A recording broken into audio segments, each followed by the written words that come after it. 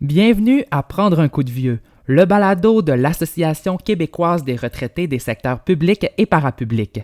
Cette série de balados vise à renforcer positivement la perception qu'ont les milléniaux du vieillissement. À chaque épisode, je reçois des jeunes pour échanger sur une thématique qui les touche et qui est liée au vieillissement. Avec eux, on peut dire que je prends un coup de vieux.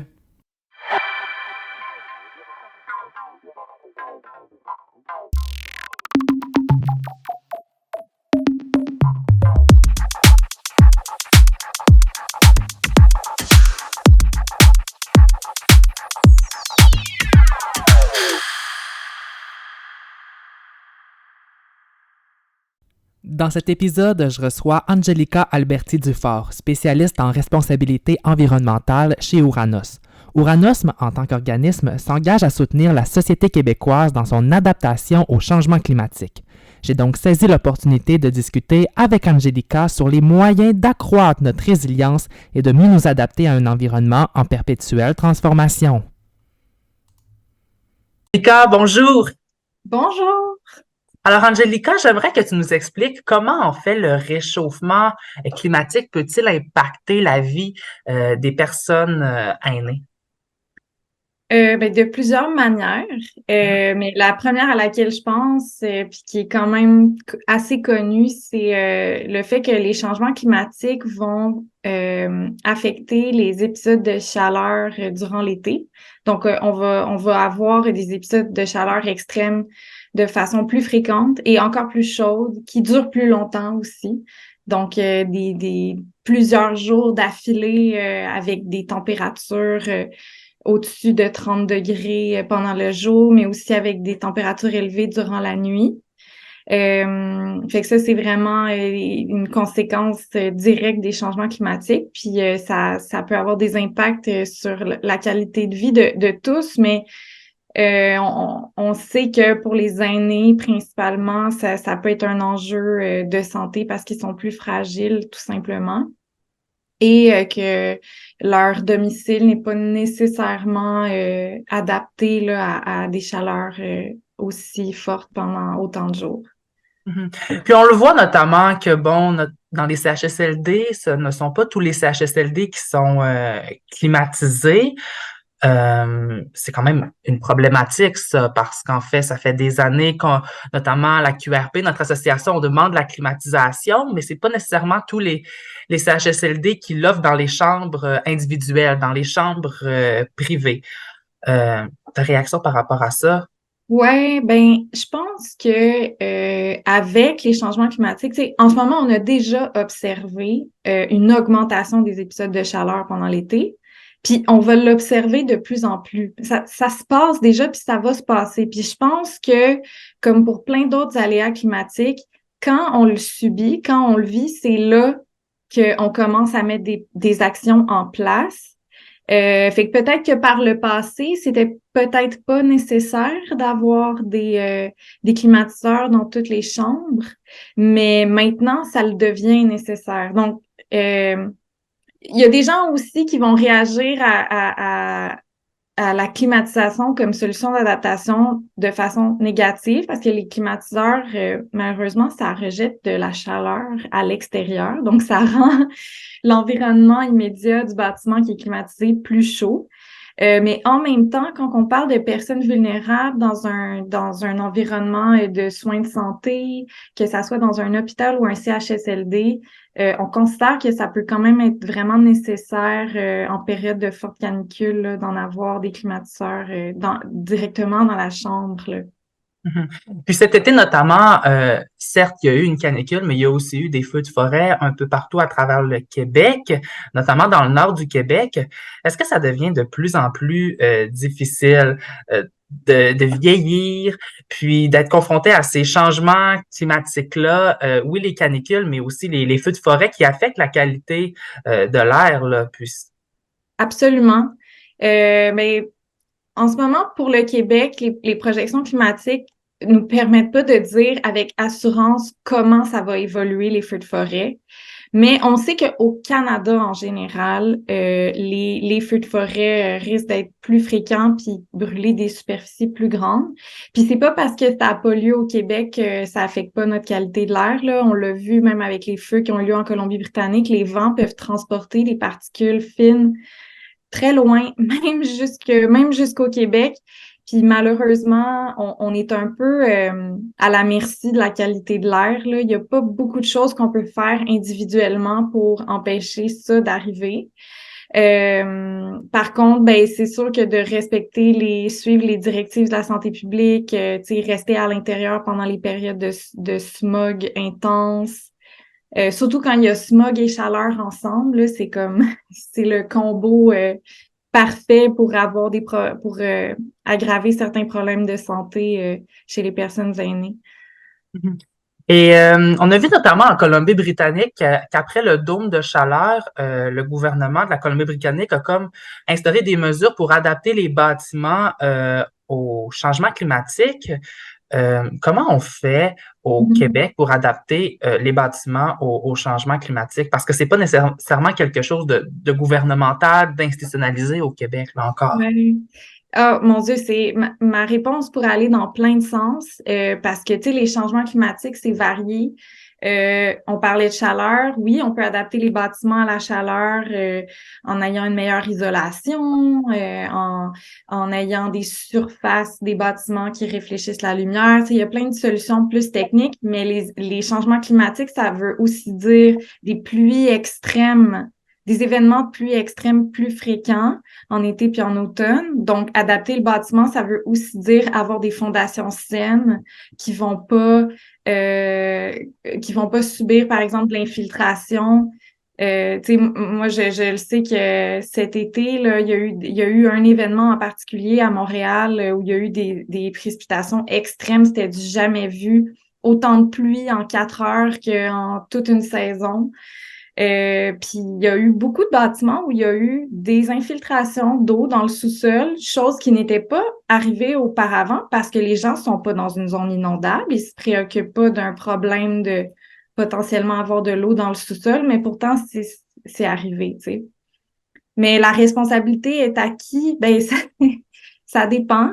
Euh, dans certains contextes, il y a de la réglementation. Comme en zone inondable, il y a de la réglementation sur la manière dont on conçoit nos bâtiments.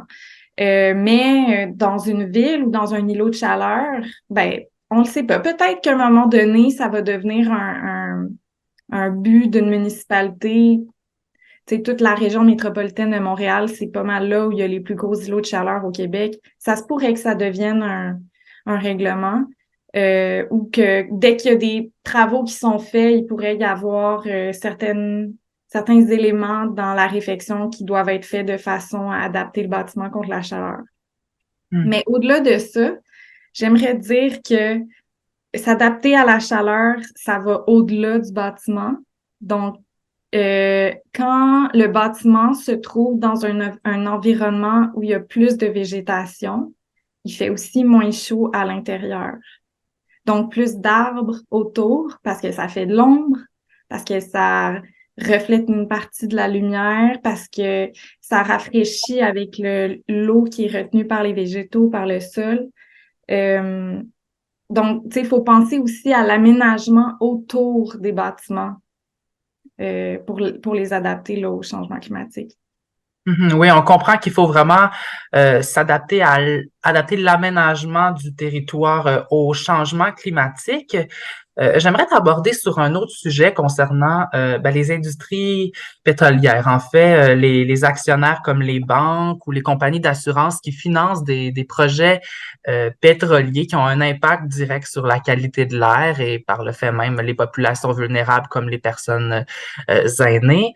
Euh, Est-ce que tu trouves que les dirigeants de pétrolières et leurs actionnaires manquent de sensibilité, manquent d'empathie dans leur leadership envers ces populations vulnérables-là, euh, qui sont vulnérables face au GAS? Honnêtement, je sais pas si ces personnes-là spécifiquement manquent de sensibilité. Je pense que euh, toutes les personnes qui contribuent à émettre des gaz à effet de serre, autant les exploitants que les personnes qui consomment le carburant puis qui contribuent à émettre des gaz à effet de serre, tu sais, de façon générale, je pense que la nuance changement climatique, personnes vulnérables est pas toujours bien compris. Tu sais, les impacts des changements climatiques, ça affecte principalement les personnes vulnérables. Fait que soit parmi celles-là, les personnes aînées, des personnes à faible revenu, des personnes qui vivent seules. Tu sais, il y a plein de facteurs de vulnérabilité qui font en sorte qu'il y a certaines personnes qui vivent les effets des changements climatiques de façon exacerbée par rapport aux autres. Puis c'est pas toujours ces mêmes personnes-là qui sont en position de pouvoir. En fait, c'est jamais ces personnes-là qui sont en position de pouvoir décisionnel par rapport aux émissions de gaz à effet de serre. Fait que, est-ce qu'il manque de sensibilité? Je vais pas attaquer personne au niveau personnel, mais la lutte au changement climatique, convaincre quelqu'un d'arrêter d'émettre des gaz à effet de serre, ça passe par expliquer à cette personne-là que les gaz à effet de serre, au final, impactent les personnes vulnérables, tu sais. Mhm. T'entends parler d'éco-anxiété. Les jeunes millénarios d'aujourd'hui, ce sont les personnes aînées de demain. Ce sont des personnes qui sont beaucoup plus sensibilisées, notamment au changement climatique.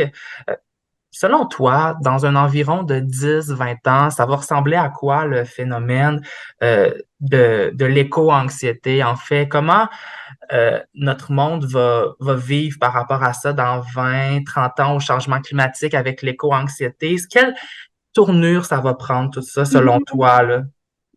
Ben, je sais qu'une des façons de gérer son anxiété, c'est de s'exposer à la source de l'anxiété. Donc, l'exposition, là, c'est la base de commencer à gérer son anxiété. Mais là, avec le temps qui avance, plus on avance dans le 21e siècle, plus on va être exposé à des aléas.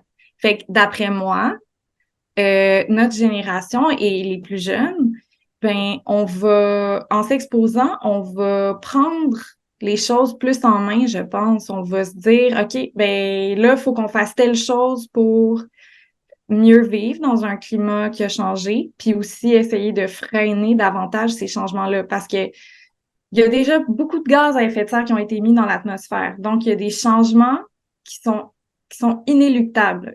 Ces gaz-là, ils vont pas partir. L'atmosphère est déjà réchauffée et va continuer de se réchauffer pendant un certain temps, même si on arrêtait d'émettre des gaz à effet de serre, toute la planète ensemble demain matin. Donc, tu sais, pour les éco-anxieux, c'est de dire, ben, à la place de juste comme subir qu'est-ce qui se passe en ce moment, ben, on se serre les coudes puis on organise notre environnement puis notre façon de vivre en société de façon plus durable, finalement. Hmm. Donc, résilience climatique, vraiment prendre conscience du fait qu'on est exposé au changement climatique, au GES pour faire des changements dans notre quotidien. Ouais. Est-ce que les dirigeants, en fait, de pétrolières nous écoutent, notamment, par exemple, quand il y a des manifestations lors du Jour de la Terre? Est-ce que ça change concrètement quelque chose, faire des manifestations comme ça? Je pense que le militantisme a toujours eu des répercussions sur l'économie, sur les activités, l'exploitation des ressources naturelles. Je pense qu'il y a toujours une place pour ça. Puis chacun a un rôle à jouer. Les militants jouent un rôle, ils transportent un message, ils sont là pour représenter un peu le peuple. Après ça, il y a les professionnels qui ont des rôles à jouer. Par exemple, dans les municipalités, le poids de l'adaptation est beaucoup sur les épaules des municipalités actuellement. Aménager des espaces sains, plus verts, plus écologiques, faire revenir la biodiversité en ville. Tu sais, il y a plein d'éléments qui sont dans l'adaptation, qui sont un peu dans la responsabilité des gens qui aménagent nos villes, nos milieux de vie. responsabilité individuelle aussi, nos habitudes de vie. On, on, on- on consomme le carburant, on consomme les gaz à effet de serre. Fait que, tu sais, on veut essayer de sortir de notre dissonance cognitive puis adopter les meilleures habitudes de vie possibles pour moins émettre de gaz à effet de serre et pour s'adapter en même temps. Les deux doivent se faire perpétuellement. Puis quand même, au Québec puis au Canada, contrairement à plein de pays dans le monde où il y a beaucoup d'impact des changements climatiques, on a quand même des sources de financement, disons. Donc, si les gens sont motivés à se mobiliser, il y a quand même moyen de changer des choses dans sa société puis d'aller chercher du financement au niveau provincial et fédéral. Ouais.